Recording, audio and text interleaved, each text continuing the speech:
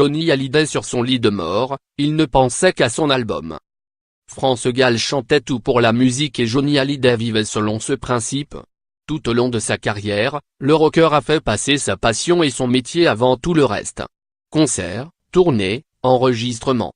Impossible pour lui de ne pas vivre au rythme des guitares, et ce n'était certainement pas la maladie qui allait le forcer à prendre sa retraite. La preuve, en dépit de son cancer, il a pris la route avec ses camarades des Vieilles Canailles, Eddie Mitchell et Jacques Dutronc, l'été juste avant sa mort. Une tournée qui était la volonté du rocker, à en croire les propos d'Eddie Mitchell dans Le Parisien. C'est par sa faute que cette tournée s'est faite. Il m'a dit il faut qu'on remette ça, il m'a obligé à aller chanter en province, alors que j'avais juré que c'était fini. Cette tournée, ça lui a fait un bien fou. Dès la fin de cette tournée, le taulier s'était lancé dans un nouveau projet, un album, qu'il savait probablement être le dernier, et dans lequel il comptait bien mettre tout son cœur.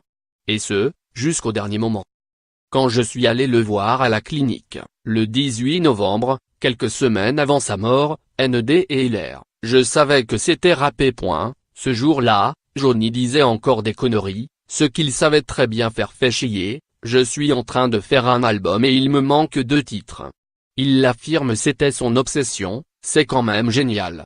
Une obsession qui explique pourquoi Laetitia Hallyday a décidé de faire de cet album posthume sa priorité absolue, depuis son retour à Los Angeles.